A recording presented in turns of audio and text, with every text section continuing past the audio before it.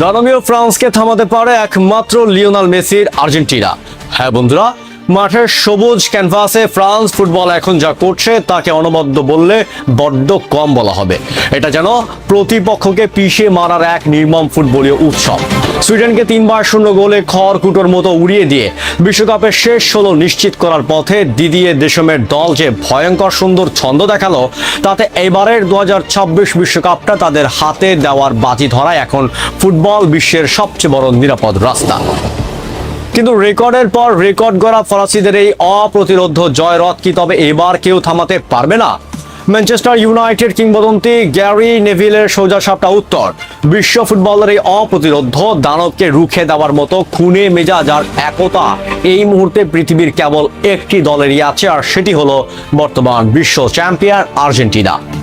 আজ আমরা গ্যারি নেভিলের সেই বিস্ফোরক ছক এবং ড্রয়ের মার প্যাচে ফ্রান্সের ফাইনাল যাত্রার এক চুল সেরা ও শক্তিশালী বিশ্লেষণ করব। ভিডিওটি শেষ পর্যন্ত দেখুন, কারণ ফুটবল ইতিহাসের সবচেয়ে বড় মহাকাব্যের পর্দা ফাঁস হতে যাচ্ছে। চলুন প্রথমে মাঠের ভেতরের নির্মম বাস্তবতা আর ফ্রান্সের নকআউট ড্রয়ের সমীকরণটা ঠান্ডা মাথায় বোঝার চেষ্টা করি। গতকাল সুইডেনের বিরুদ্ধে কিলিয়ান এমবাপ্পে জোড়া গোল এবং ব্র্যাডলি বার্কোলার গোলে ভর করে দিদিয়ে দেশমের শিশুরা মাঠেই প্রমাণ করে দিল কেন তাদের এই টুর্নামেন্টের সবচেয়ে বড় হট ফেভারিট ধরা হচ্ছে। সবচেয়ে বড় অদ্ভুত বিষয় হলো এবারে বিশ্বকাপের ড্রয়ের মারপ্যাচ শেষ 16 লড়াইয়ে ফ্রান্সের পরবর্তী প্রতিপক্ষ প্যারাগুয়ে, আর এই ম্যাচের জয়ী দল কোয়ার্টার ফাইনালে মুখোমুখি হবে কানাডা বনাম মরক্কো। ম্যাচের জয়ী দলের সঙ্গে ড্রয়ের এই পাশে পর্তুগাল, ক্রোয়েশিয়া, স্পেন, বেলজিয়ামের মতো দলগুলো থাকলেও সেমিফাইনালেও ফেভারিট হিসাবে মাঠে নামবে ফ্রান্স। এর মানে হলো ফাইনালের আগে ব্রাজিল, আর্জেন্টিনা কিংবা ইংল্যান্ডের মতো পরাশক্তিদের মুখোমুখি হওয়ার কোনো সম্ভাবনাই নেই ফ্রান্সের। তার এক প্রকার রাজকীয় রোড ম্যাপ নিয়ে ফাইনালের দিকে ছুটছে। যৌক্তিক ও মনস্তাত্ত্বিক ব্যাখ্যায় বলতে গেলে স্পেন বা পর্তুগালের মতো প্রতিভাবান দলগুলোর সামনে এখনো নিজেদের ট্রফির দাবিদার হিসাবে প্রমাণ করার সুযোগ থাকলেও ড্রয়ের এই অংশে এখন পর্যন্ত কেবল ফ্রান্সকেই আসল চ্যাম্পিয়নের মতো দেখাচ্ছে। আর ঠিক এই জায়গাতেই ITV স্পোর্টস এই কথা বলার সময় বোমা ফাটিয়েছেন ম্যানচেস্টার ইউনাইটেডের লিজেন্ড গ্যারি নেভিল। তিনি বাজি ধরেছেন ফ্রান্সই এবারও ফাইনালে যাচ্ছে, তবে তাদের থামানোর ক্ষমতা শুধু আর্জেন্টিনারই আছে। নেভিল বলেন, এই মুহূর্তে কেবল একটি দলকে আমি ফ্রান্সকে থামানোর মতন মানসিকতাভাবে সম্পন্ন দেখছি, আর সেটা হলো আর্জেন্টিনা।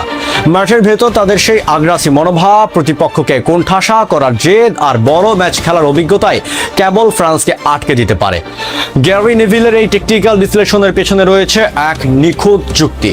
তিনি আরও যুক্ত করে বলেন, এই মুহূর্তে আর্জেন্টিনা ছাড়া অন্য কোনো দলের মধ্যে আমি এমন ঐক্য বা একতাবদ্ধ রূপ দেখছি না যা ফ্রান্সের সামনে বুক চিতিয়ে দাঁড়াতে পারে। তবে টুর্নামেন্ট যত গড়াবে ইংল্যান্ড, স্পেন কিংবা পর্তুগাল হয়তো নিজেদের আরও এক ধাপ উঁচুতে নিয়ে যাবে।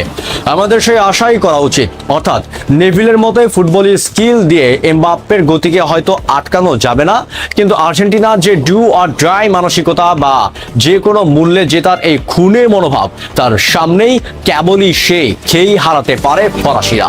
কারণ আর্জেন্টিনার এই দলটি ব্যক্তিগত পারফরমেন্সের চেয়ে দলগত একতাই বিশ্বাসী। বিশ্বকাপের শেষ 32-এ আর্জেন্টিনার প্রতিপক্ষ পুচকে কেপ ভার্দে, এরপর নকআউটের সব বাধা পেরিয়ে ডিফেন্ডিং চ্যাম্পিয়নরা যদি সত্যি ফাইনালে ওঠে, তবে বিশ্বমঞ্চে দেখবে নেভিলের সেই বহুল আলোচিত আর্জেন্টাইন মানসিকতা বনাম ফরাসি গতির আসল মহাকাব্যিক যুদ্ধ।